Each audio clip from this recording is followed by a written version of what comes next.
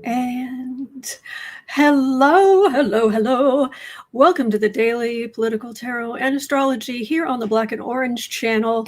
It is a fantastic day because Andre's here. Hi, everyone. From Proactive Astrology. As a matter of fact, I think, do you have a bubble? Yes, you do. So, Andre's here, and we are here to talk about Happy Eclipse. And that is happening this afternoon. And I had an odd question about the eclipse, but we'll get to that. So, so we're going to be talking about the eclipse. We're going to be talking about what's happening with the U.S. chart. In a few days, we're going to get a little bit of a grinding energy with the moon and Mars square Pluto. So, yeah, when the god of war and the god of chaos kind of get on each other's nerves. Yeah. Right. So, but anyway, is what's going on with you? Do you have anything planned? I'm just I'm doing the same thing I've been doing for the longest time.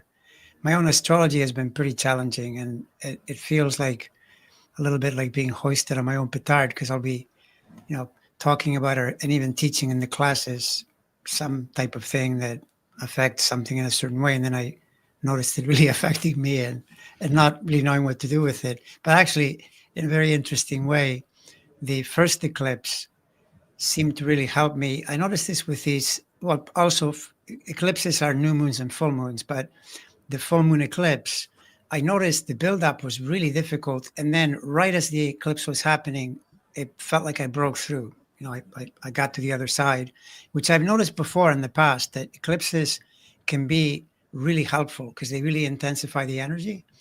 And so they're not necessarily bad, but at the same time, you can see them in other contexts, like, for example, the Charlie Kirk incident that has eclipse written all over it, or Jimmy Kimmel as well, what happened to him, because you see it triggering planets, and then some event happens that isn't positive. So maybe that's the long answer.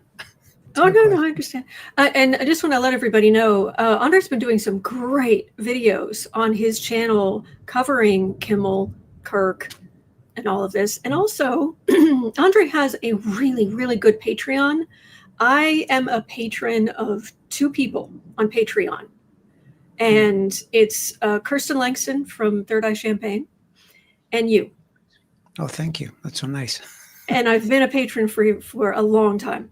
And it is great. And this week's video, or the astrology lesson, is really good and really timely.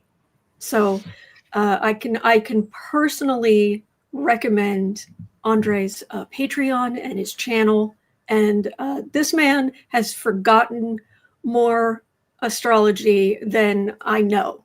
So he's got so much knowledge, and he's so good. It's funny. Yeah, no, I'm trying really hard to forget. I know. No. I hope you know what I mean. Yeah, so, no, I know. Well, I mean, astrology, that's the thing, is that it can get pretty involved, pretty interesting. The more you dig in, the more you see. Like I didn't start using the black moon until recent years, and now I just, it's almost like it was there, but I wasn't noticing it, because if you use too many symbols, it does become hard to read. But now I notice that it'll show up in like the strangest ways. I'll see it, doing something. I'll go, wow, look at, there it is again. So, but sometimes, as I said, it can be too much. If you start using everything, asteroids, it just too many symbols. Yeah, exactly. I'm actually scrolling down just for a second because I want to say, well, there's a Black Moon Lilith thing in the charts I made, but it's all the way at the end. Okay, so do follow Andre and really consider his Patreon, because it's really good. And like I said, I've been paying money out of my own pocket for years now, and it's worth every penny. So, thank you for that. I appreciate it. Thank you. Chances Andre is behind the chat. I can't see him. I don't have the chat up. Maybe expand I don't know. I don't know what will cause that. Traveling Tarot says I can see them on my phone, but not my TV. Wow. That's interesting. The mysteries of technology. Yeah. Yeah, I'm afraid I don't have any control. There's nothing going on here that's different. Yeah, I mean, there's a beta thing in StreamYard that I keep, it's off, but because it's useless. It's show comments on stage, and it's the tiniest little pathetic square in the corner. Wow. Yeah. People are asking if there's any way you could scoot to your left or tilt your camera. I don't know. There we go. Is that better? You look good to me. So. All right. I know you mentioned. I think you mentioned that today is blue. Well, I have a blue shirt, but the background, unfortunately, is very green. Because StreamYard, what it does is, whatever you've previously used, it'll display whether you like it or not. So it's blue and green. Yeah. Oh no, that's great. That's great. Okay. All right. I'm trying to juggle a lot in my head. So we're going to look at today's chart. Let me pull this up. There, you should be able to see things better now. Mm-hmm. All right. This is happy 85% partial solar eclipse, everybody. It's the eclipse is actually visible, like think South Pole. I mean, like New Zealand, Australia, Antarctica. And but so we're not going to see it, but we won't see much, if anything. So so this is what's going on today. And over here, this is the eclipse, and this is turning what these outer planets all aspecting each other over here. It's suddenly turning this into a giant, it's called a kite, this symbol. So it goes from this, is it a minor grand trine, or without? Yeah, no, I mean, it's doing that. It's linking. It's out of sign, but it still counts. Sure. Yeah. So then it's a question of what you make of that.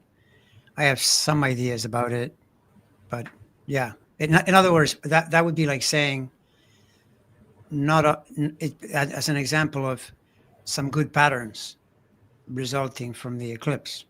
Something that is more positive, which I definitely can think of, especially related to the American chart, which I'm sure you'll show later. Yeah. As an example of the eclipse pattern. Yes. So I just wanted to show that this very strong blue triangle here, this is what's there where all of the outer planets are aspecting each other, which is crazy. The good news is that they are in at least easier aspects to each other. We're not dealing with the kind of squares and even oppositions, which I find are hit and miss. So the good news is the energy isn't as fraught as it was, say, in the early, like 100 years ago. That whole first half of the 1900s.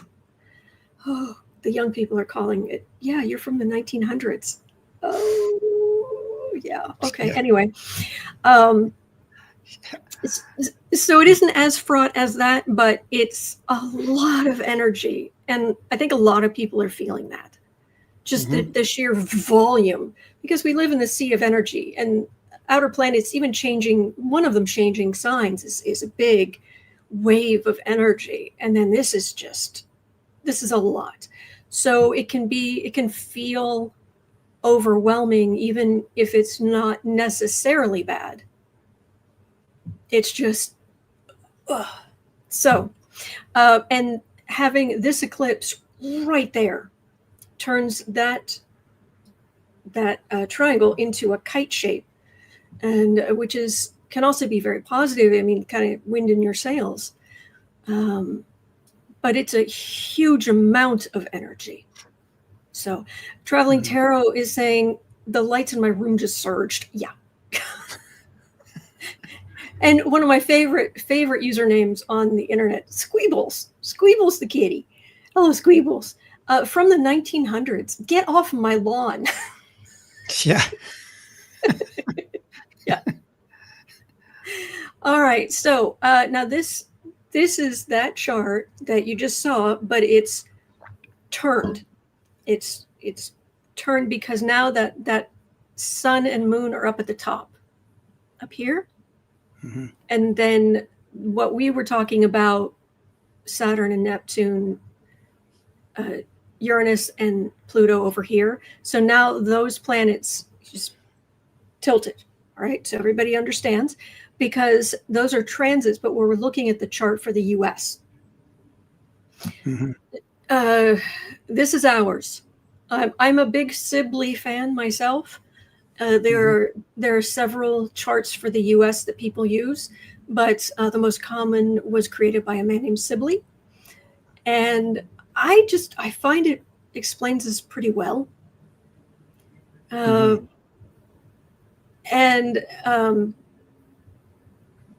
here's the thing, though. This eclipse up here at the top, let me grab my little circle. This eclipse up here is sitting right on this axis, the MC, the midheaven, and the IC down here. I take every opportunity I can, because I find it funny, that the mnemonic device I use to remember, it's Imum Celli, Medium Celli, the MC and the IC. I just silly. That's anyway. The midheaven. The midheaven is your status in life. Your if you're going to climb a social ladder, that's it. You're going to climb the corporate ladder, that's it. Because back in the day, for women, if it was like, when am I going to get married? You didn't even necessarily look at, the seventh house or what have you. A lot of the time you'd look up at the top of your chart, because getting married was the only way your status was going to go up. I know they cover that in the Gilded Age. I don't know if anyone has seen that program. It's a recent thing. Christine Baranski's in it, and all the machinations around marriage and what it meant, and it's so different than what it is today. Yeah. Thank heavens. It definitely had a lot to do with the midheaven. The status in life. Like, for example, a woman, if she was went through a divorce, she lost all her status, which is absurd, stupid, but that's what happens in a patriarchal world. So yeah. Yep. Yeah. So this eclipse, which I've is right on the U.S. midheaven, and this conjunction down here of Saturn and Neptune is down on our IC, and that is your home life. Right. Your childhood. Please, I don't want to take over. Sorry, I interrupted you. You were going to say something? No. Are you saying something to me or to? Oh no, I'm sorry. I thought you were saying something, and I didn't want to interrupt you. No. I was listening. Oh, okay. So down here, this is now.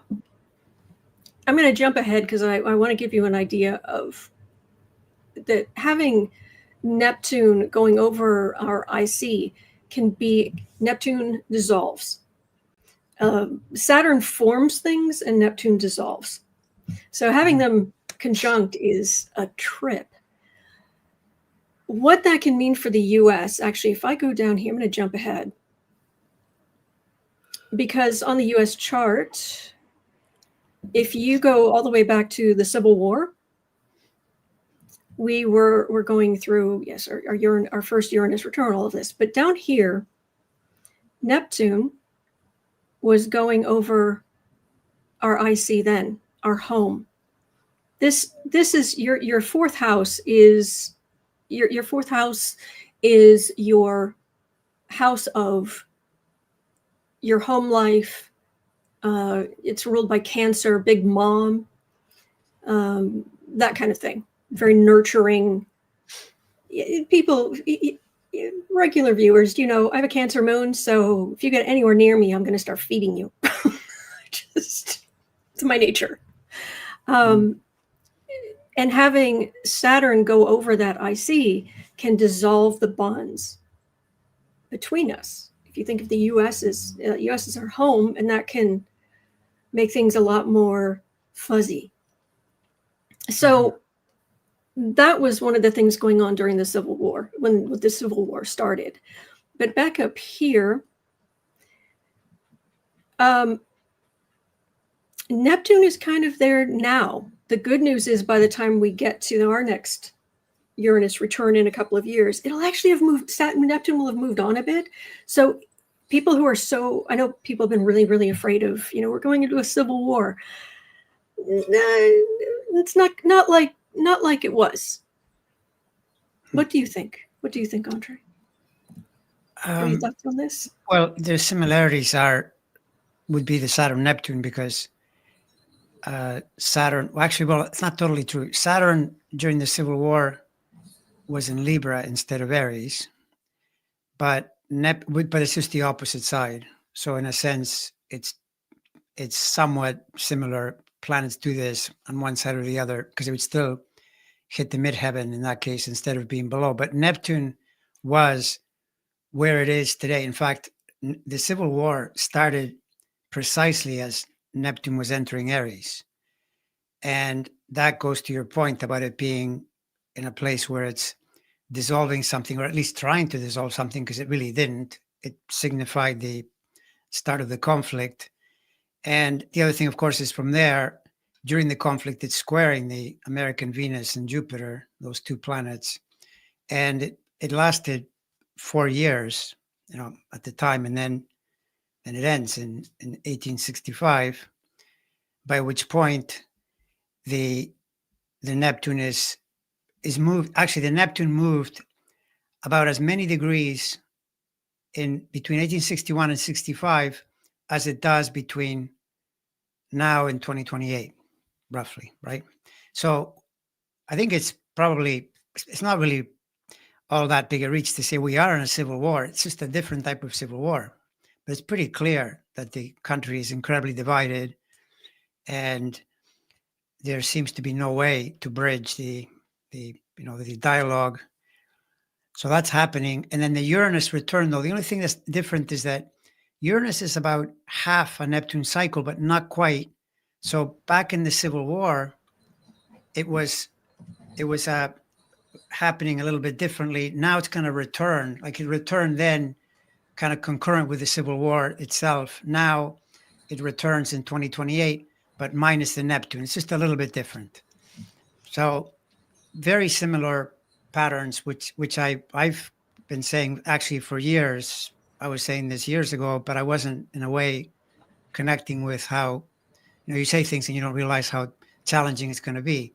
So we're in it. I mean, the division is here, the argument is here. But now, as far as how you were showing the eclipses, to me, the eclipses, especially the one we're in now, right? So right now, you can pretty much say September 2025. I mean, it's pretty obvious, especially following the Charlie Kirk incident. The country's really on edge, and the president is being even more divisive than usual. That you would say, well, look, eclipses, major eclipse, Saturn, Neptune on the other side, cutting across the MC and the IC. It's true. It's reflective of that. Both eclipses, really, because both eclipses cut across Virgo Pisces, which is the 410 part of the chart, which is the government and the homeland or the people. I mean, it's a very important axis in the chart. So there are the eclipses. But it's interesting. There's one thing that is showing up. When you were showing that kite, the trines, and so on. So notice that the eclipses, both of them in a sense, but probably even more so this one, they trine and sextile the American Mercury. And notice that what is the topic right now? Big topic is free speech. Well, Mercury is speech, it's communication. And it's curious that, to me, the president is totally on the wrong side of this. The way he's talking about it makes no sense legally, morally. The whole thing is made up, as it is with many of the things he says and does. But all of a sudden, the people that oppose them in the first place, which is already close to 60% of the country, of course, disapprove. But notice that people like Tucker Carlson, Ted Cruz, all of a sudden he's getting feedback, negative feedback, even from his own people. Wall Street Journal, say, no, you can't do this. You can't just say, free speech is whatever you like. Free speech is free speech. So in that sense, I think the eclipses are helpful, in pointing out that something he's doing is wrong. But overall, they're in that axis, so they do reflect a tough time, I think, because we're in it. I mean, I think September has been one of the more difficult months, So, oh yeah. We're definitely in it. Whew. Yeah, and it's curious too that it's the other thing you notice with eclipses, that people will look straight in and say, well, look, it's 28 Virgo, Saturn, and Saturn is in Pisces really late. The eclipse is really late in Virgo. And you look in and you say, well, it's September 21st. The eclipse has an effect before and after the region. It's a kind of period. And notice that that's where Charlie Kirk has his Venus. He's no longer here. But this eclipse affects him. He's in a zone that is very dangerous on account of the eclipse. But why is it very dangerous? Because I think he was taking a lot of chances, the way he did things. My thought around this was, okay, so here you are, you're saying some really incendiary things. Now, just think about it logically. He's talking with millions, or talking to or with millions of people. And you know that, okay, they're all presumably MAGA people. MAGA people, who has the guns in this country? Who is liable to shoot at you? It's almost always a gun-toting MAGA person. But you got to be sensible and think, all these millions of people, 10% of them are gay. And you know what? There may be something going on. Someone's going to pick up a gun and shoot at you because you're saying things that that person may object to. It's just math. It's math. So you need to show up with a Kevlar suit because it could happen. So in a sense, he made a big mistake, and he walked into it, so to speak. And you see that in the chart. By the way, the most violent planet would be Mars and Pluto. But Mars definitely is the planet that is always circulating, doing something combative, including the idea of a bullet. And that Mars was right there on his planets as this thing happened. He's Sun and Jupiter conjunct in Libra, was transiting right through there. But in a sense, it's only acting as the trigger to the bigger picture, where the Saturn, because Saturn is the stop sign, and it can do that to you. It can end your life, literally. But of course, you always need the context. Lots and lots and lots of people will have this eclipse. They're not going to report someone shooting at them because they're not giving them a reason to. It's just that's the sort of proactive side of astrology. It's the interaction of your will with the planets. If you're under hard aspects and you tell me, I'm thinking of visiting a war zone, I'll probably say, well, that's kind of a dangerous idea because your planets might show up that way. But if you don't do that, then in most cases, they'll show up psychologically. You'll feel the conflict internally. You're not going to be seeing bullets and disaster that way. So this is the thing with the astrology. You see all these intersecting circles, going on, and to the U.S., that part I'm very thankful for, that people on both sides are pointing to this thing around the First Amendment, being really important, because that's what authoritarians are always trying to stop because they don't like it. Now, separately, by the way, I keep saying this is not fruitful. It's not a fruitful scene for authoritarians, because whenever they compare, look at the Nazis were doing this. The Nazis didn't have the entire population walking around with cell phones, taking pictures and making videos of everything. That makes things really complicated. You probably saw that well, you're in Chicago, right? So in Chicago, the thing I saw were all these people with their cell phones, filming. This is not cool. They don't like it at all. And indeed, it's why the reason they wear the masks in large measures because they get doxxed, because the population is extremely angry and they'll try to get back at you. So it's a big reach to control hundreds of millions of people that are this connected through media. So the irony here is that Trump has spent his entire life manipulating the media, and now the media is turning on him, in my opinion. You just got to give it Yeah. time. The media ecosphere, not necessarily Fox News, I know that's a separate story, but the idea that media becomes a huge problem because people know too much, and they keep showing it. So yeah. No, that's true. That's absolutely true. And also, I think one thing that people aren't talking about as much with the whole free speech issue is the Colbert and Kimmel and all these people being pushed off of broadcast television isn't the end of the world for them because broadcast television is shrinking.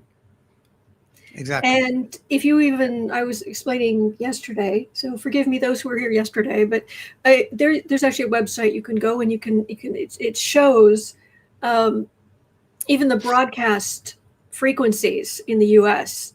And this color is for TV broadcasting, and this is for phone stuff, and this is for emergency, and this, and it's got this really interesting thing.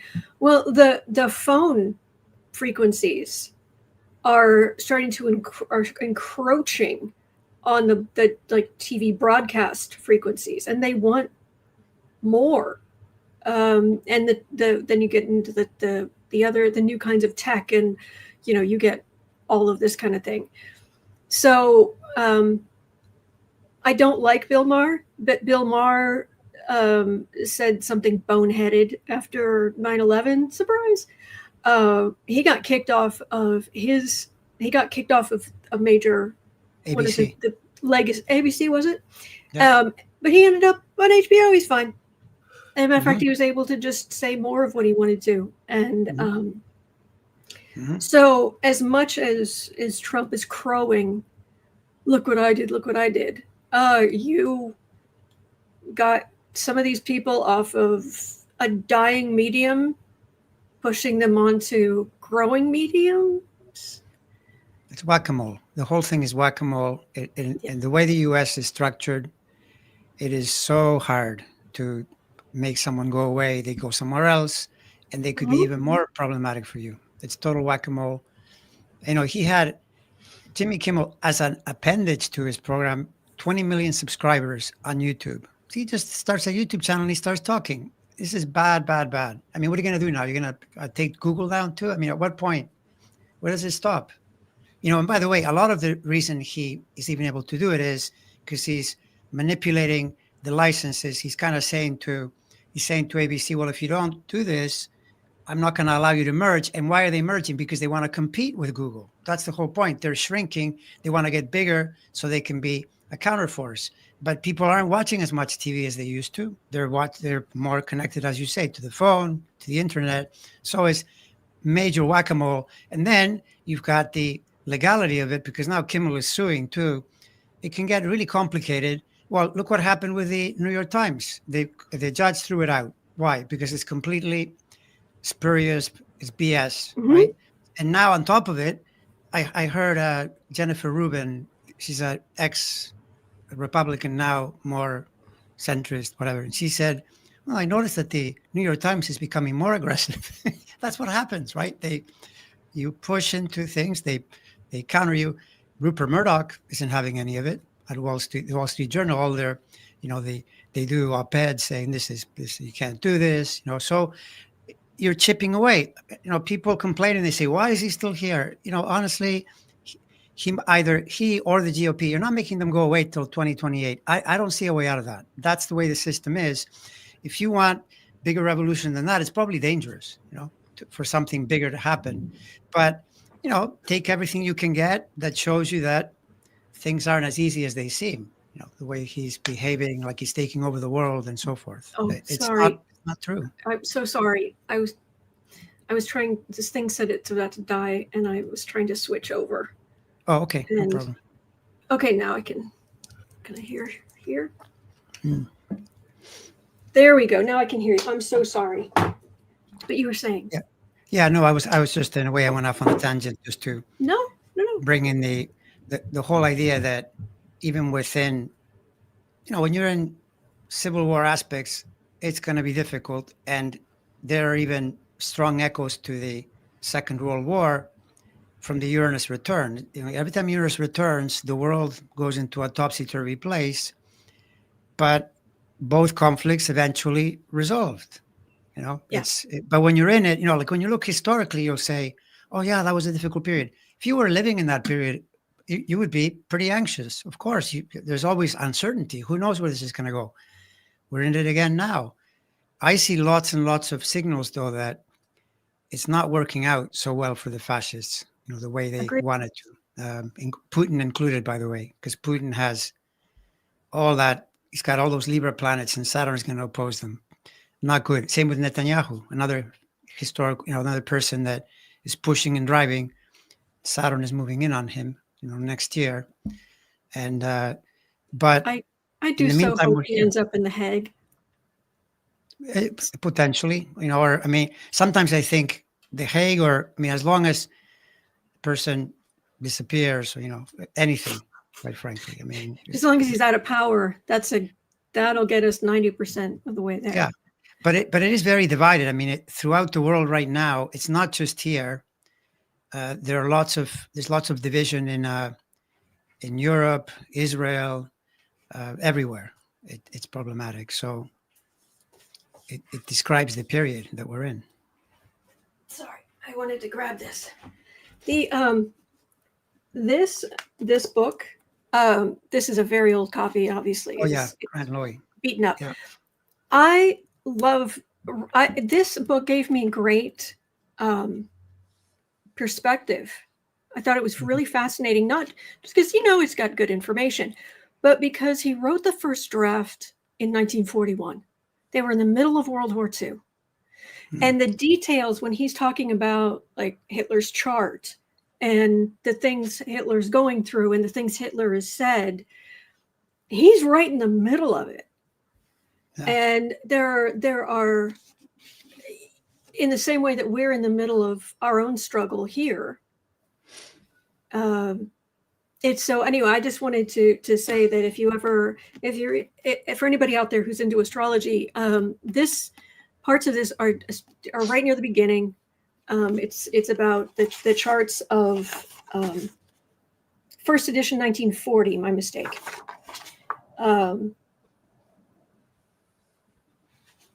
Strong men of destiny: Hitler, Mussolini, Stalin, Napoleon, and Kaiser Wilhelm. We don't even talk about Kaiser Wilhelm anymore, but at the time, that was still very much fresh in people's memories. So no, that's and it would be so different to be there and writing the book and and knowing this guy's still around doing what he's doing. Then today we're looking at it from a distance. But the astrology, Hitler's chart is fascinating. Astrology, you can learn so much from it, including that. Like when he got stopped, Saturn, he had Moon in Capricorn, and the Saturn opposed it, like as he was having to put a bullet in his head. I can't think of anything more, And the other one, Mussolini, I came across a video on his life and death. And remember I was telling you about the Black Moon. So he was executed by the resistance with the Black Moon has a 9-year orbit. Goes around and precisely. So it was I just had a question in the chat. That's why I'm holding it up. But please continue. Oh, okay. Yeah. So the Black Moon position, it's a 9-year cycle. It's pretty long. So this is with astrology. You always say, well, look, the meaningful coincidence. Like, what is that planet doing there now? It's kind of reflective. The Black Moon was exactly where his Black Moon is at birth, like in one of its 9-year cycles. He's like at a wall and someone's pointing a gun at him and his life ends. Now, why does it end? Because of what he did, Yeah. Not every person that gets a Black Moon return Yeah. It's going to be executed. It'll be something, some psychological thing. So this is always the thing. What's the context? What has a person been doing? Any cycle you experience has a lot to do with what's been going on in your life leading up to that point. No, Yeah. like that. If Oh, and you, the other one, by the way, Pluto was the other one because he was a Leo. So Pluto was conjunct his sun. So yeah, both. that'll do it. That'll do it. That Yeah. that'll do it. There's one thing I noticed when I was looking at, if I go down to slide 8, slide 8, yeah, slide 8. One thing I noticed, speaking of that, is I noticed that in 2027, when we have our third Uranus return, the US does, that Black Moon Lilith is going to be basically conjunct Pluto. And I thought, oh, okay. It'll be in the third house. So I'm expecting some. So. Yeah, well, for sure. We're in a contentious era. So Yeah. it's a definite possibility. The Uranus return, though, I think I see it optimistically in the sense that, first of all, if a big planet is doing something, it signifies change. It signifies a turn. It's better to be out of power. That was one of the first things I thought of when Trump was reelected. Immediately I realized, oh, this may actually be better because you go into the next election. If you're the party in power, you're at risk of being removed. And to that, you can add that Uranus is the most anti-fascist planet. Uranus is in the psyche is the most independent, self-willed, go my own way energy. Although this is where you get into arguments. There are astrologers that for example, the Hellenistic astrologers, they don't like connecting the outer planets to any kind of rulership. But I've noticed that Neptune does associate to Pisces, Pluto to Scorpio, and Uranus. At first, I resisted that, but then I noticed repeatedly, even in my own chart, that it kept pointing to that house. So Aquarius as the sign of the people. That's why democracy is the power of the individual within the group. So that planet abhors, Plutonian runaway fascism, centralizing power, monarchic types of things. So I think that that's good, that the return is there where you can speak to the people and say, look what these people are doing. They're trying to, free speech is whatever they say it is, and many other things, that they're doing that are not Uranian, they're fascist, right? So I see that as a more positive thing. But by the way, I'm not saying necessarily though that, because it never does. Whatever the outcome, it'll probably still be tense, even then, because you're not going to make you're not going to make this group of people go away all that fast. It seldom works that way. Yeah, but this is. Pluto was going through Aquarius at the signing of just before the signing of the Declaration of Independence. Now, the actual Revolutionary War started when Pluto was still back in Capricorn, and to people who aren't familiar, they're like, I don't know what that means. You just lived through Pluto and Capricorn. That's true, but I mean, think about it, right? Okay, so how did the U.S. was formed to get rid of the king? The U.S. didn't want the king. So, and by the way, there's also the fact that Pluto, there's the correction to a chart, the fact that the sky is moving backwards slowly. So when something is 250 years old, it kind of extends the transit. For a person, it would be 1 degree. 72 years old, you get 1 degree. For a country 250 years old, it's 3+ degrees. So Pluto is, even in early Aquarius, it's at its return point because it's where in the sky it was in 1776. But it was a reaction to the king. And now we've got another king wannabe. This is not going to work. The whole point is the country is back where it was, saying, we don't want a king. Now the king is inside. Well, the king wannabe is inside. It's the same logic, right? It's not like we're fighting against an external agent. Person is inside the building. And then plus also too, doesn't it make sense that if you've got something that clearly doesn't work because you've got incorrect thinking and a whole lot of people that are really incompetent and don't know what they're doing, only the best people, right? As he says. So then people have to see, this doesn't work. And for example, lots of Republican voters, they need to see that the prices aren't going down. The prices are going up. And maybe they can't pay for what they need to pay for, and they're going to be upset. They'll see, no, he basically conned us. He said something and then he didn't do it, right? And then you can vote against it.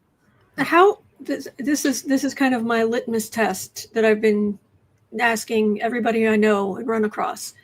What is the condition of the lettuce in your grocery store? Because like where I am, I'm in Chicago, but the fresh vegetables are terrible. My I take care of my parents or help take care of my parents. And my mom went to the grocery store the other night and I said, "Can you pick up some lettuce?" She came home. She said, "I couldn't. It was just gross. All of it. All of the lettuce was gross." Are you running into any problems like that where you live? Because you're on the West Coast. Well, the first thing with that I'm going to be insulated and I can't relate as much because we grow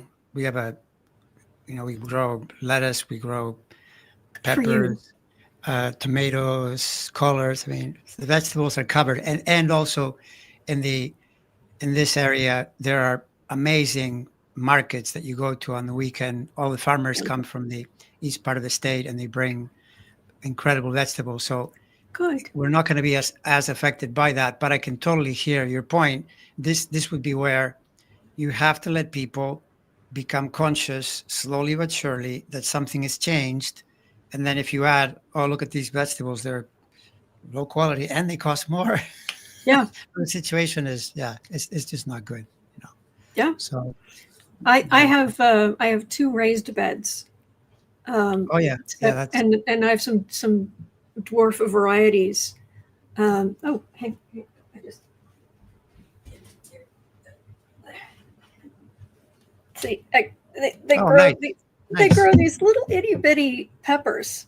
Nice. Yeah. They don't get bigger than that. That's that's fully grown, and then these little tiny eggplants. Yeah.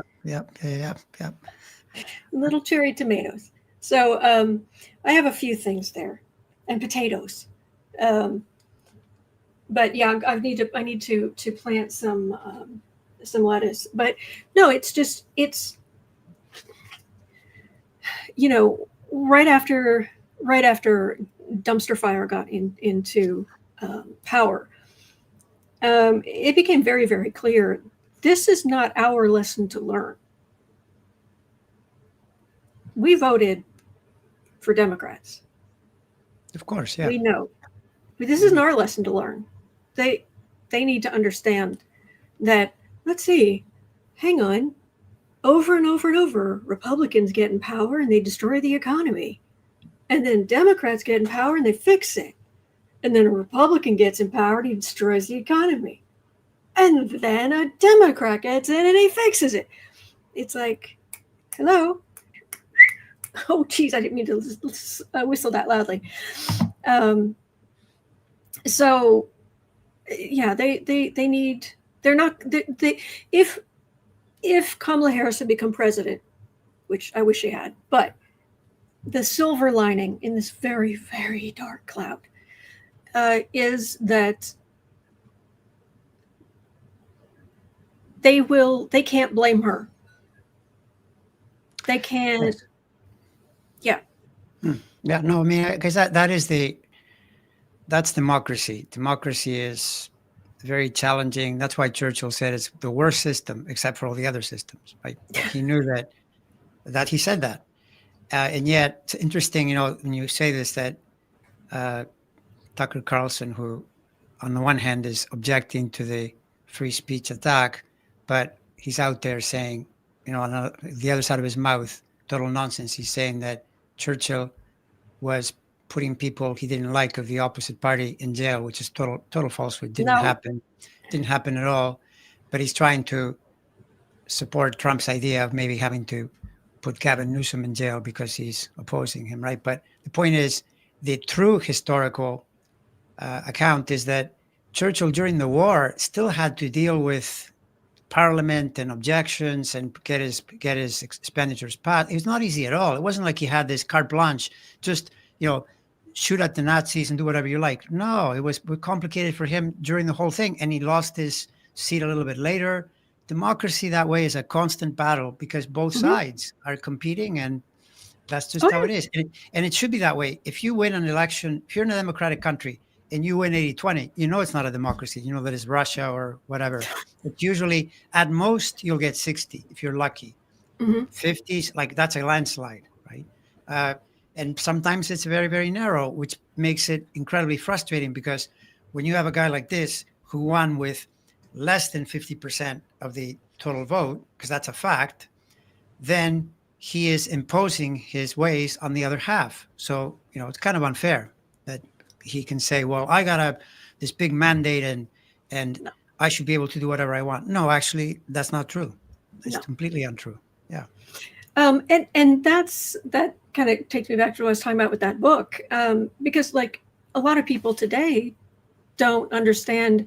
FDR had huge battles to make the Oh, changes he did. Massive. It yeah. wasn't a walk in the, oh, okay, I'm going to create Social Security. Oh, I'm going to do this. I'm going to do that. I'm going to get the WPA going. I'm going to do this. Da, da, da, da. Oh, okay. Everyone went, okay, no, no, no, No, no, no. it was very complicated. It's not easy.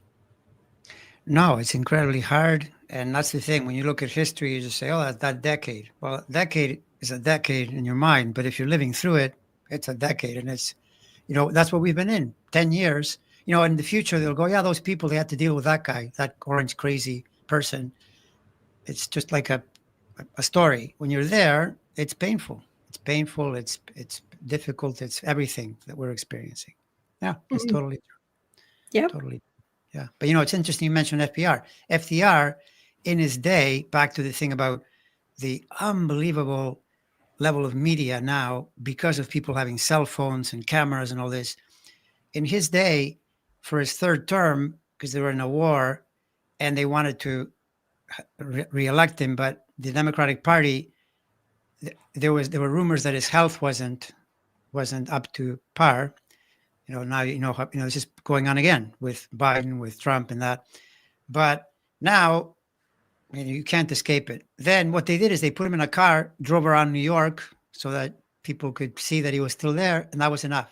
They publicly came over, oh yeah, he's good, and they voted for him. That would never work today. You need way No. more because of the media. But I think overall, it's actually better for the world, as maybe in some ways dangerous the internet can be and so forth. It's true. We're grappling with that as well, how to manage this new thing. But even so, I think it's better that people know, because if they know, you can't fool them as easily. And this went on in the Second World War in major ways. A lot of, you know, all those Polish people that were murdered by the Russians, no one knew about it until much later, you know, because they were doing it. And now you do something in the news, you know, I notice sometimes I'll see the news here, and I check European publications, and instantly the same story, sometimes with even more insight, is being published. So it's just everywhere. This makes it hard. It makes it hard. And I think will eventually even make it hard for countries like China that have all that, you know, suppression to make sure people don't know what's going on. It's a big problem. It's also why, I mean, think about the Second World War. The Russians, they killed many of their own people to win that war. They would just say, you're fighting. In fact, they would put you in the front, and if you tried to go the other way, they would shoot you. Now, in this war, many of them left. They just thought, I'm not going Yeah. to fight for you. And they went somewhere else, which Yeah. ultimately hurts your country because you lose a lot of your talent, which is another problem that this man in our country is causing, which is horrific. We're losing a lot of the people that would help us. Scientists, you know, they go elsewhere. That's the sad part, and we'll have to recover, you know, from it later, as it is. Yeah. Yeah. Well, I you know, because there are cycles upon cycles and upon cycles, depending on whether, you know, you're looking at it close up or at, you know, 40,000 feet. Because right now, in my way of thinking, I have nothing to prove this, But to my way of thinking, this Pluto in Aquarius, to me, seems like a symbolic beginning of the age of Aquarius, because we don't have an exact date when we're going to switch over to the age of Aquarius. But it's all this Aquarian energy. And I think that people are going to look in the far future, people will look back at this time, and I don't think they're going to see Donald Trump. I think they're going to see computers and AI. That's true. That's true. And although I have a slightly different take, or maybe this isn't so slight, but Aquarius as the connector to Uranus. So my sense is that the age of Aquarius began when Uranus was discovered. It's just that people think, the age of Aquarius, this will be when we'll be in utopia. There is no utopia. Put that out of your mind. But, if people say, oh, the past used to be better. Really? Do you want to go back to any period in the past? You have to be nuts to think that way. In that sense, you'd probably say, no, I think I'll just stay here, because almost nothing worked better before, and certainly not before the American experiment. I mean, it was all barbarian or monarchic rule. Then Uranus is discovered, and actually Neptune got in on the action, because Neptune is another very democratic planet. And I noticed that the French Revolution happened, but they didn't really become democratic till 1870. So it's later, after Neptune is discovered. So those two planets change the dialogue completely. And now you have many, many millions living in democratic governments, which was never the case before. People will say, oh yeah, ancient Greece. I know, but that was a small, not a big experiment. And you can't tell me the Native Americans or the Eskimos, these are small. Yes, you can do democracy in small groups. Try doing democracy with 350 million people. Very complicated. But it is the best system because it lets people do what they like. I mean, plain and simple. Anyone that is asking for top-down patriarchal rule is just really ignorant. When they find out what that means, they will regret thinking that way. So it's really important to focus on that. And then the Pluto in Aquarius, I think it supercharges it because it's in the sign that relates to the people. And yes, I agree with you. AI, greater computing power. Like one of my, this probably won't happen, but one of my fantasies is, imagine if AI became deployed to force people to be honest. Like it just check and said, no, that's like imagine if you were doing a political thing and instantly the AI would say, no, that's just BS. Rephrase what you just said. You made it up. Like immediately, like, if you got all that computing power, show what this person actually said. Let's deal with it now. I mean, instead, what did you notice about Trump in the 2024 run-up? He didn't want to be fact-checked. He would only do so that he could actually BS people, which is what he does. He's an expert at disinformation, which, by the way, he told a reporter once, I think I forget, but the guy's name at the moment, but he told me in one of the books, he said, oh, disinformation is a beautiful thing. That's what he said. So, that's what he does. Not surprised. Oh, I did want to ask you something. Do you have just a minute more? Oh, yeah, sure. Take up too much of your time. I mean, it's up to you. I'll stay on as long as you're willing to talk, because this is great. No, I can do a few more minutes, no problem. Okay. I heard something that I hadn't heard before, and there's maybe nothing to it, but I thought I'd just run it past you. There was an astrologer I was listening to who was saying that he thinks of eclipses as like an absolute ending and absolute beginning, and he said that he, like, the fact that the Charlie Kirk death rally is this afternoon in a stadium. He said, look at what they're saying just as the eclipse goes exact, and write what they're talking about right in there, that will give you a sense of what's coming up. I hadn't heard anything like that. I tend to think of eclipses as being like those old-fashioned flashes on cameras, where it's poof, and then it's like that part of the sky. It's you get the weird, it's just a huge amount of energy. But I hadn't heard anything like that. Have you heard anything like that? Have you? There's so many theories about so many things in astrology, and I think that often people overplay eclipses. They give them way more power than they really have. The eclipses work in concert with all the other things that are around at the time. So eclipses now are supercharged if they trigger things like these ones did. They triggered the American chart, they triggered different people. So that's true.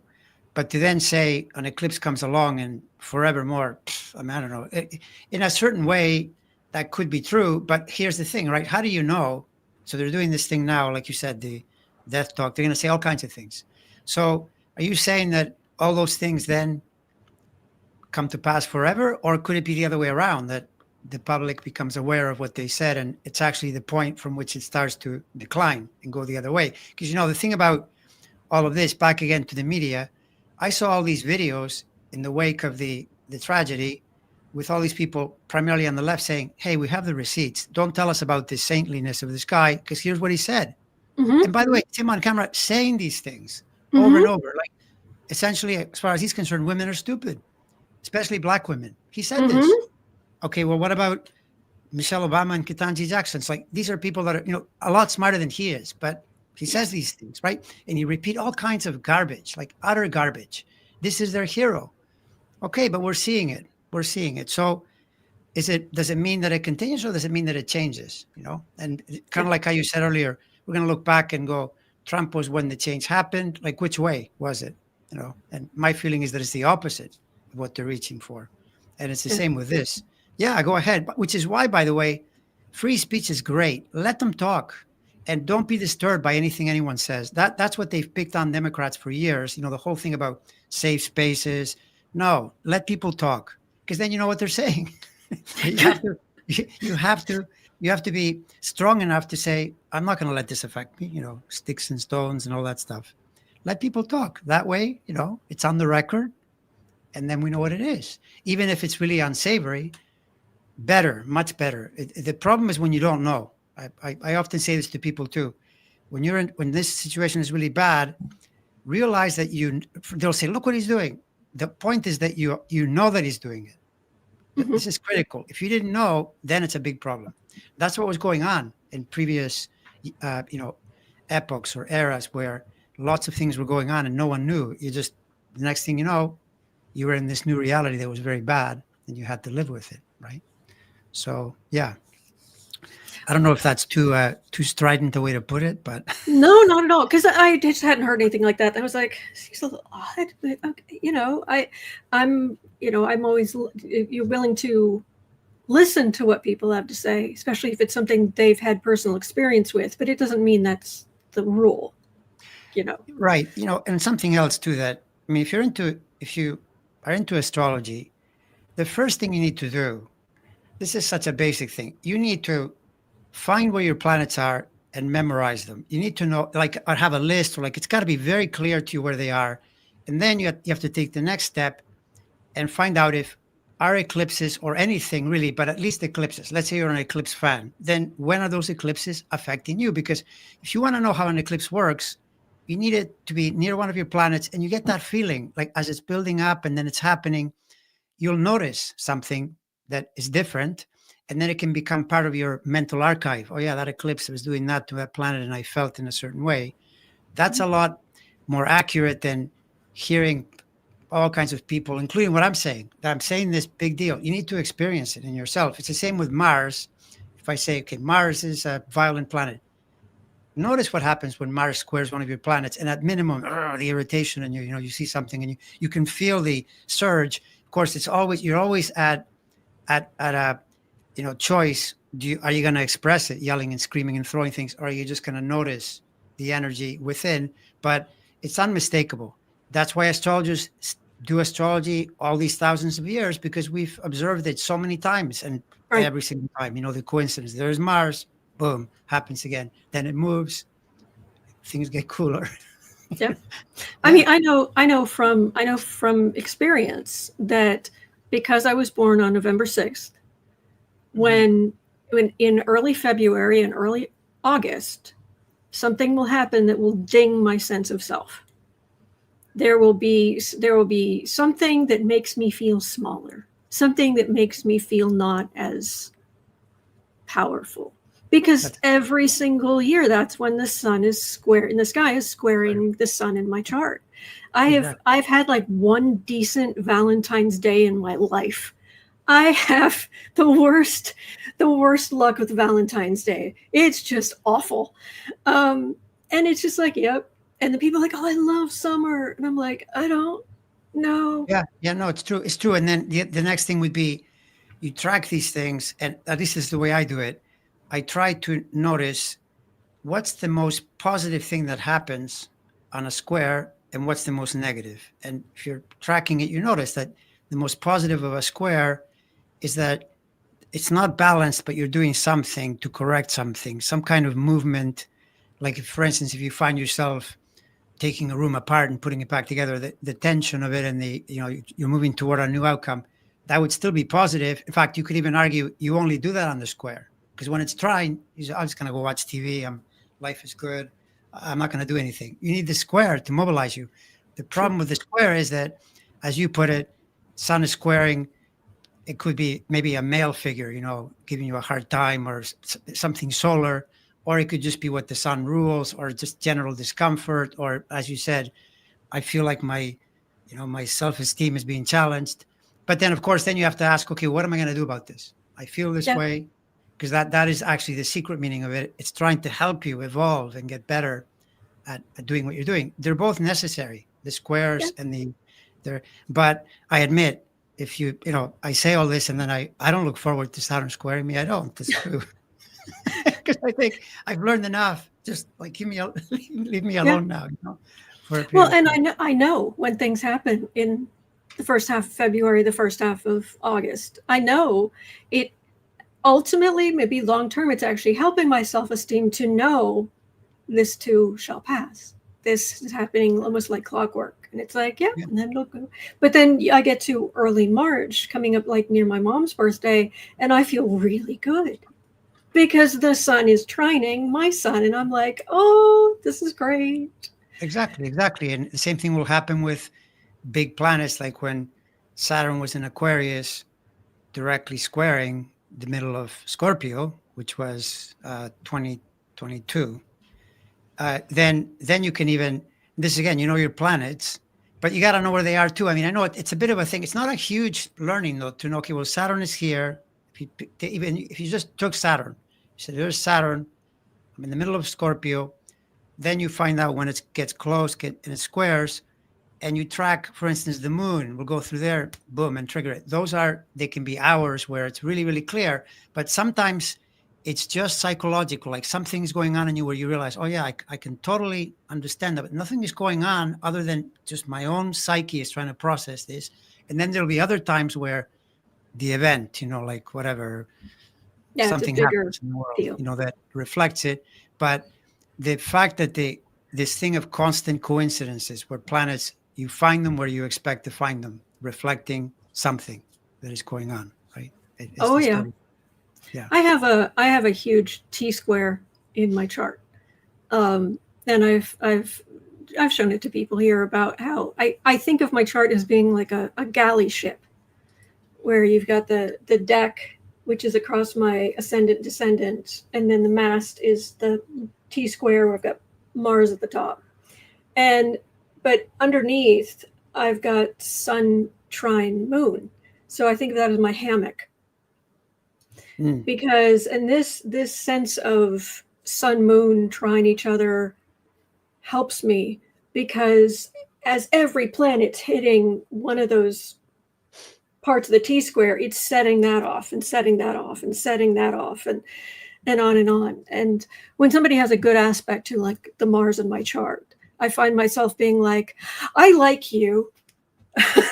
Because if someone trines your Mars, right. Yeah, so if there's something good there toward the Mars in my chart, I'm just like, okay, I want to be by this person. Okay, I want to be by this person. So that's true. That's totally true. Totally true. Yeah. And when you're a T-square, that would be like the moon when it's in early mutable. So Pisces, Gemini, Sagittarius, and Virgo. So then it's like a persistent teaching. It's going through, you gauge what's it doing in those degrees, because it's triggering the T-square. And there will be times when it triggers it that are not fun. That No. Then you have to ask, well, what did I do? What could I have done better? Because I noticed, Oh, I spoke of food because of moon and Cancer. So the moon itself is the most food-related planet, and so what I notice with me is that a lot of my downtrends are food-related. I'll do something with food that was not the right choice, and then it makes the period of the square, whatever it is, more difficult. And so that's one example, but there could be others. The point is that you trigger that T-square, yes, you're going to feel it, and then what's the top end and what's the bottom end of that, right? I mean, you could literally, with a chart like yours, you could do I don't know how many years or how many months, but you track it and you can write a book on here's what I did with my T-square.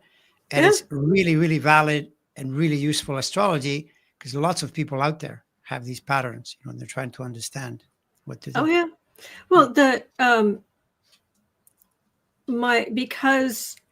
because of the mast on the ship is up. It's in my 10th house. Mars. Mars is in my 10th house. Mhm. Saturn just a year and a half ago or something. Anyway, it just went over that Saturn, and boom, got a herniated disc in my back. And it's like my turn to take action to climb the, and work and do all the thing. And Saturn's like, no. Yeah, that's true. No, that's the downside of some of these planets. Saturn for sure. So the hardest thing with Saturn is you get sick, or you get because it's the contraction force. So it'll reduce your life in some way, but it'll happen, but it can also happen because somehow you were stressing your disc as well. I mean, these things are all related. It couldn't just Oh, be yeah. that. No, there was a weakness there already. I just found it Exactly. interesting that took my trying to work and what have you. That did not go well at all, because that also meant Saturn was squaring Saturn in my chart. Yeah, And I generally speaking, I like Saturn because it's on my ascendant, and I have a weakness for Capricorns. I think Capricorns are the bee's knees. I think you're a Capricorn, aren't you? No, it's because my Jupiter trines your Mars. That's really the Oh, reason. okay. That would do it then. But But yeah, I mean, if you're Saturn ruled, it does increase the chances. Yeah, that you like the Saturn energy more because that's so close to you too. Your Saturn is just above the line, which means the ascendant crossed it like 5 minutes before you were born. So Saturn, big imprint. Not the only thing. Where astrology gets complicated is that so much is going on at the same time. But for you, the end of 22. So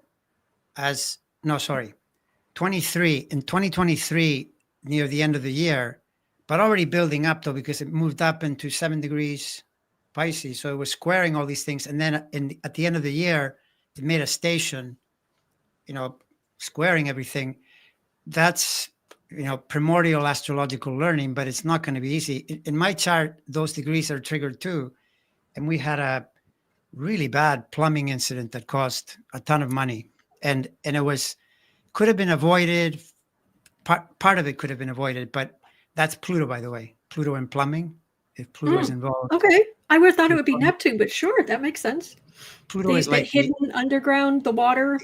The sewage. Pluto is that's another reason it's connected to Scorpio. Is whenever you see, like, if someone is in the sewage business or they're in the city sewage, waste matter is scorpionic, Plutonian. This is why, I mean, I'm going on a few tangents here, but this, by the way, this is a great example of tropical astrology signs are better than Vedic signs. Sorry for the Vedic people. It's just true. They took their astrology from Babylon, and Babylon didn't use Vedic signs. They just decided to use the constellation. So, because you would be a Libra in their right. But Bill Gates is a Scorpio tropical sign. Otherwise, he'd be a Libra.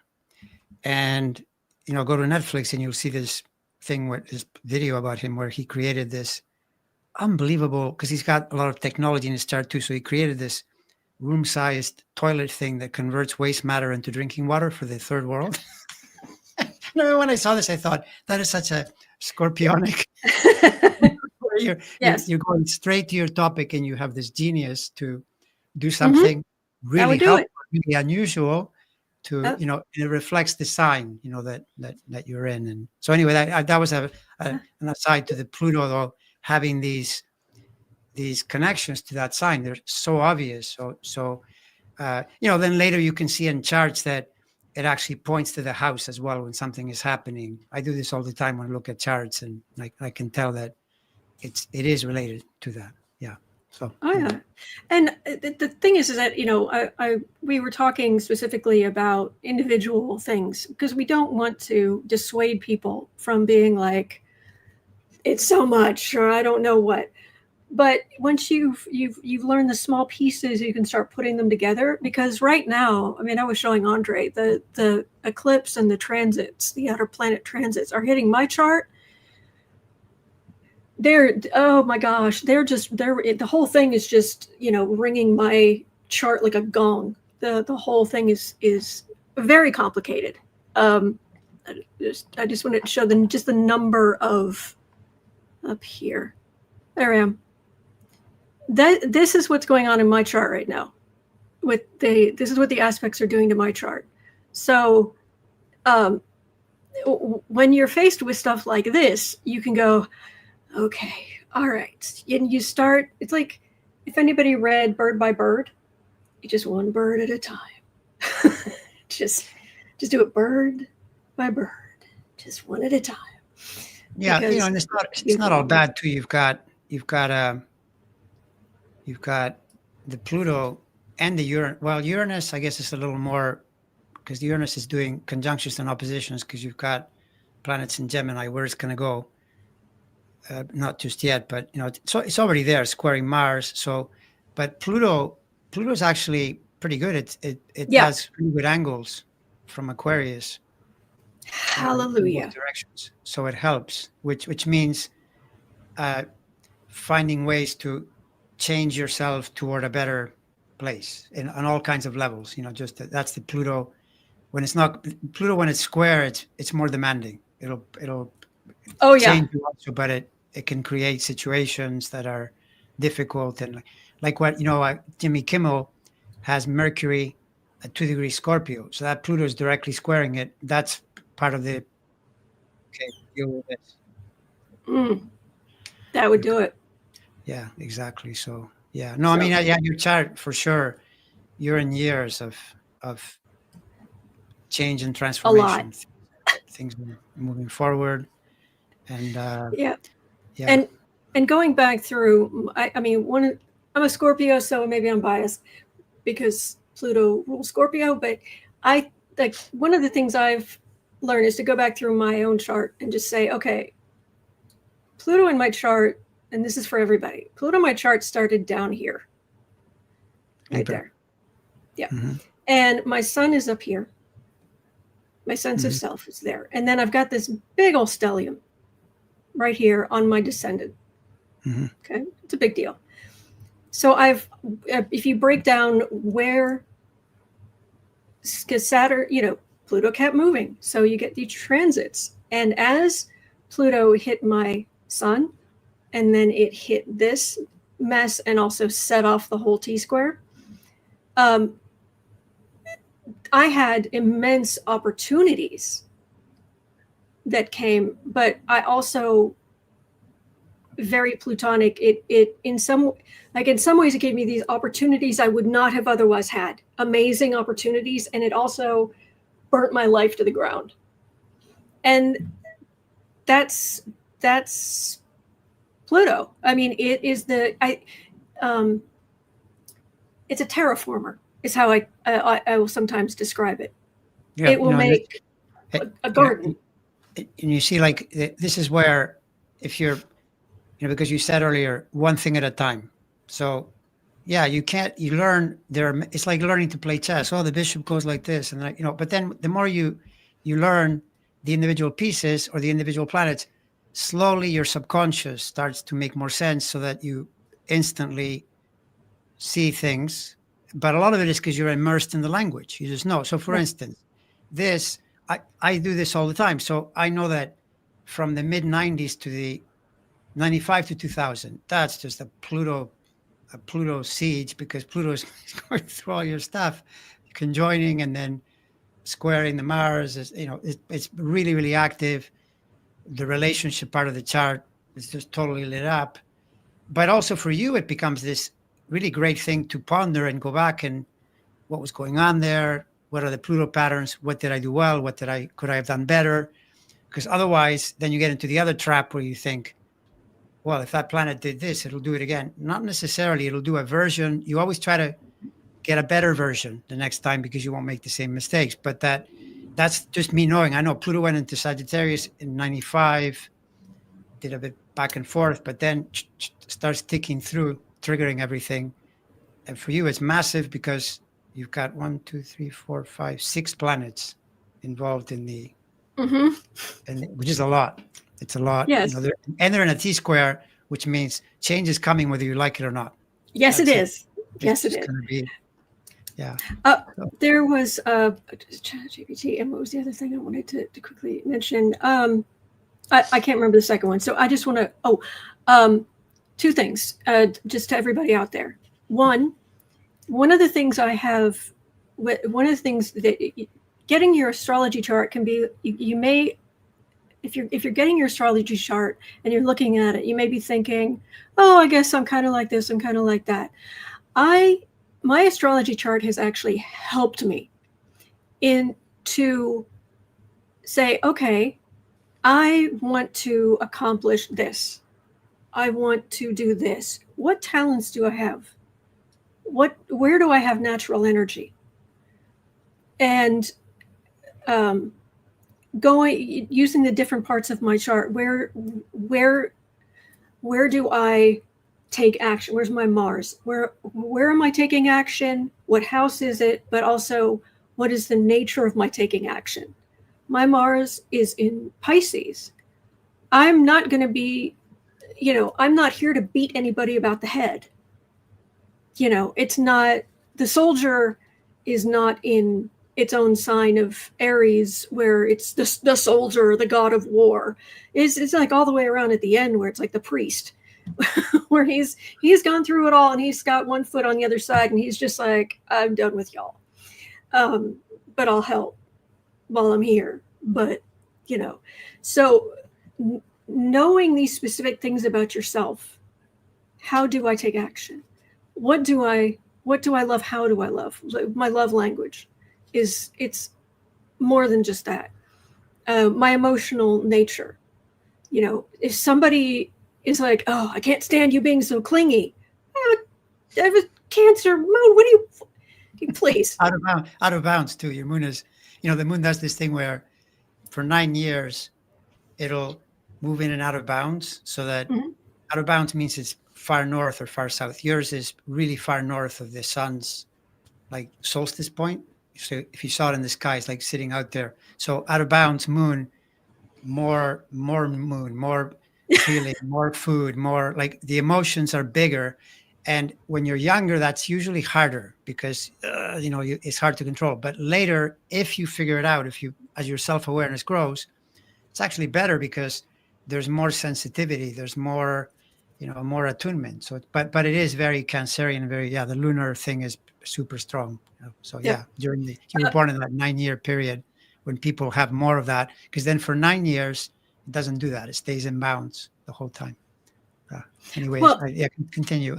I love Jen Lin on Jen Lin Tarot. She tells the story about how she has she's like a quadruple Aries. I mean, she's just got Aries to spare.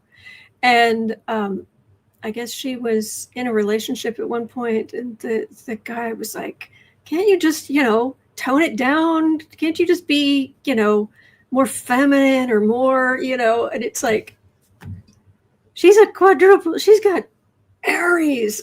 You're not going to get that from, and she is a force to be reckoned with, and so talented.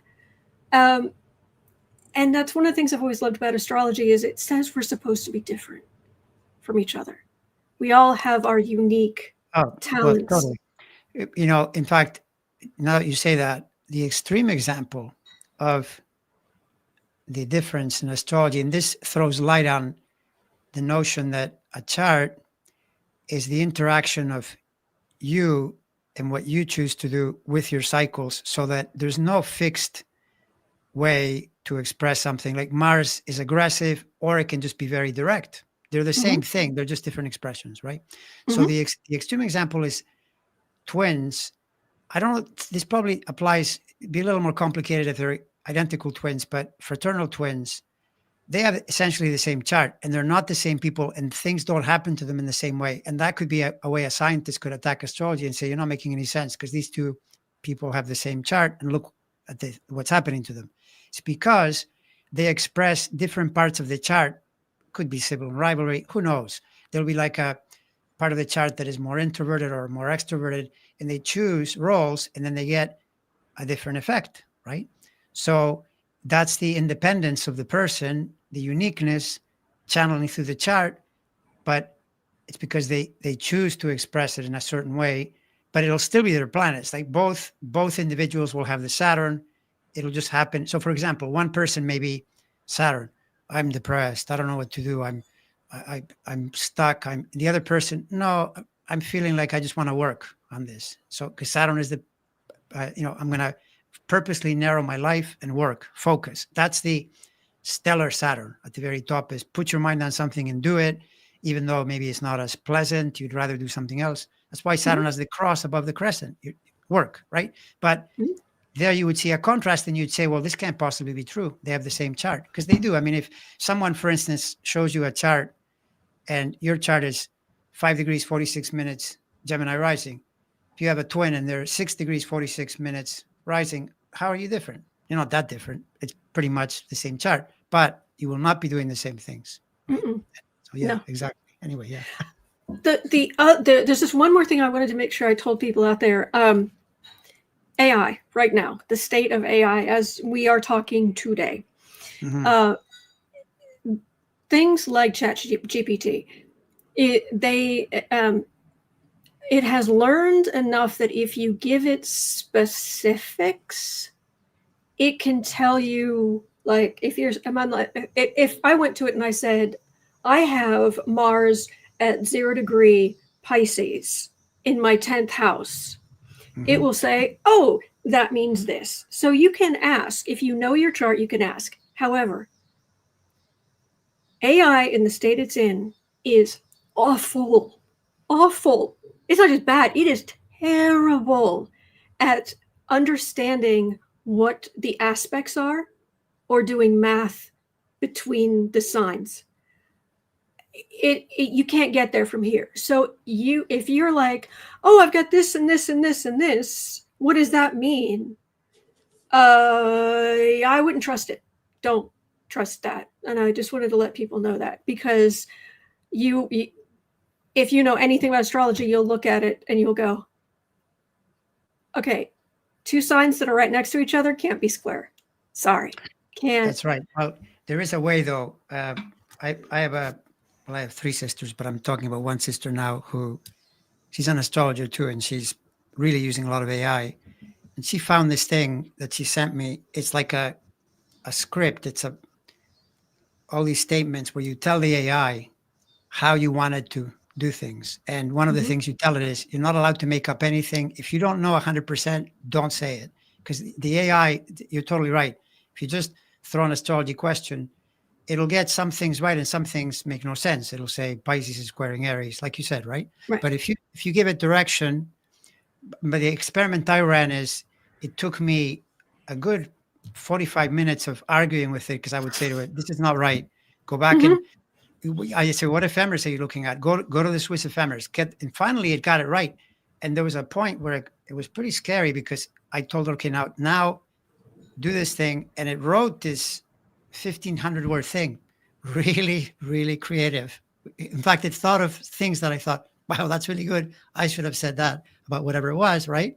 But it took a while to train it and get it to. So be careful. Yeah, if you just use it willy nilly, it's not like, for instance, AI is most of the time, if you say to it, what is this drug, or it'll tell you it's the name of the drug and Right. side effects. That's pretty easy. Astrology is more complicated, and yeah, you need to be more careful. But you could get quite a bit of information still about your Oh, planet. It's just absolutely.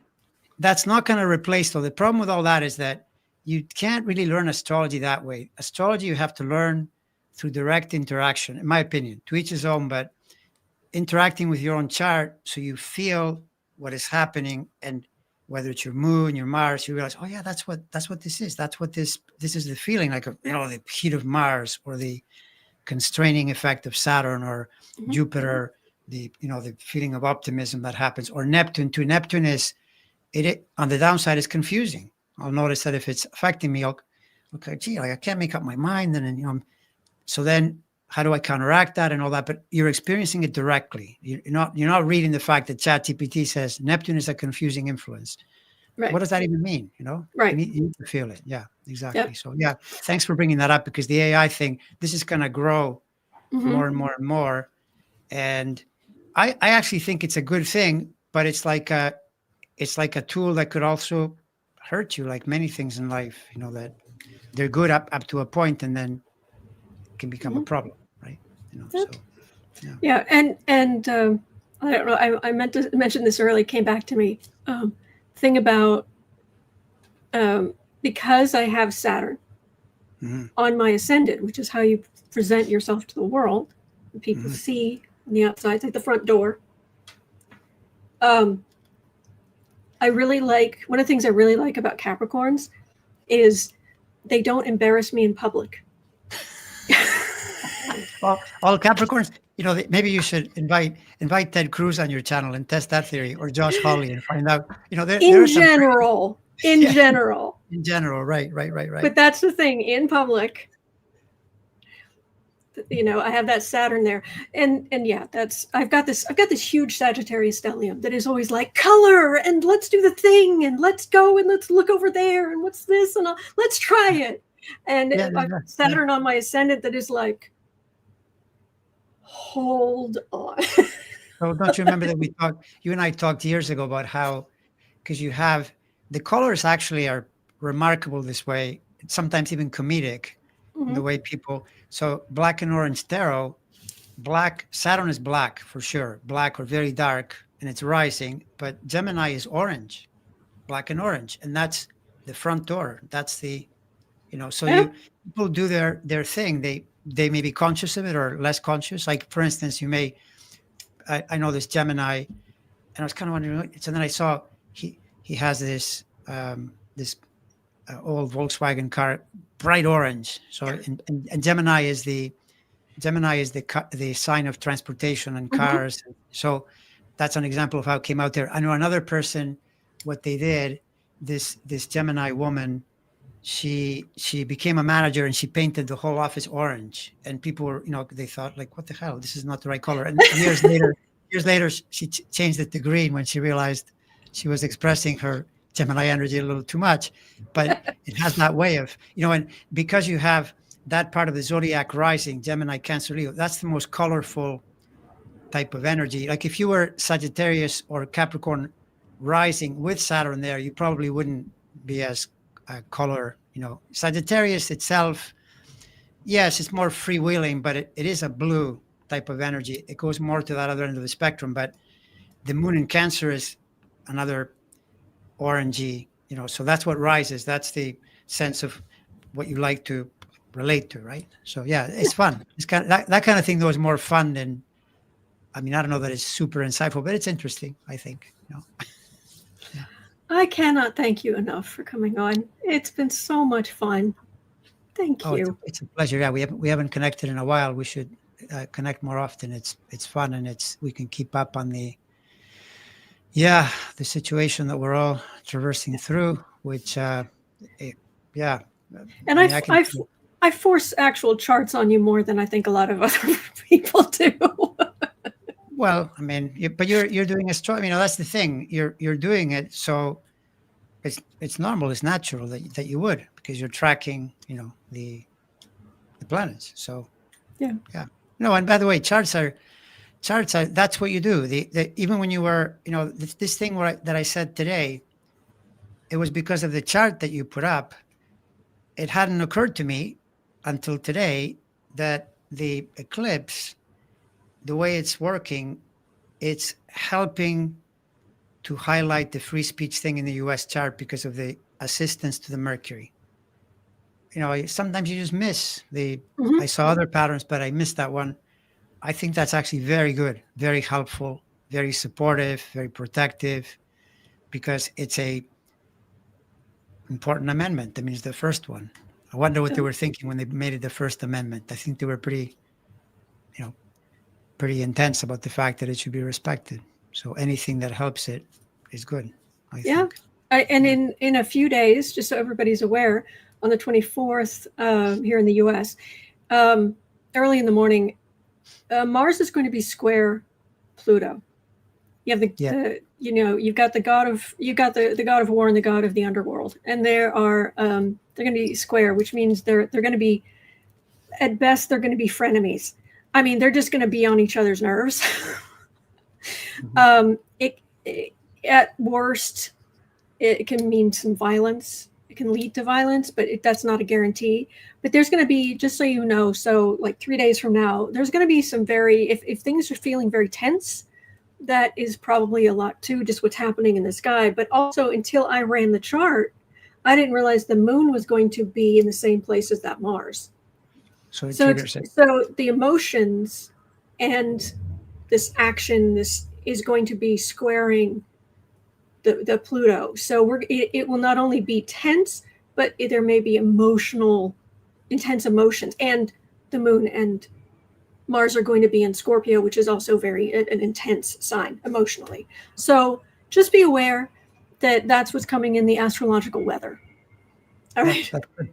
That's well put. Very well put. And especially if any of that is doing something to one of your planets, because then Yes. you get a direct experience of it. Oh yeah. All right. So thank you, everybody. Please do follow Proactive Astrology. You will get insight you won't get anywhere else. And do really consider becoming a patron of Andre. Like I said, I am a patron of his. I have been for years, and there's money coming out of my wallet every month because he's so good. So Thank you. I recommend it. Appreciate it. Thank you. All right. And other than that, it's 1:38 p.m. here in Chicago. At 3 o'clock, I'll be over on the Creative Sprints channel. As always, Sarah should be there too. And we get together there every day. We do 6 25-minute sprints where we focus on our own projects. And everybody can focus on their own projects. And we take 5 minutes, let our brains recover. We encourage each other. And then we just do rinse, repeat. Show up every day, making progress on what we want to do. So you're always welcome to come by, make some progress on what you want to do. It's a great community. So you've got a great community here. You've got community there. You've always got somewhere to go. So, all right, that will do it for today. I will be back tomorrow. As always, please remember you are not alone. We are in this together. And there are good days ahead. There are. So hang in there. And I will see you later, as always. All right. Take care. Take care. Thank you. Thank you, Andre. Bye, everyone. Bye. Oh, yeah. Rob says Creative Sprints today occurs just after the eclipse. It's a great start to a new cycle. I like that.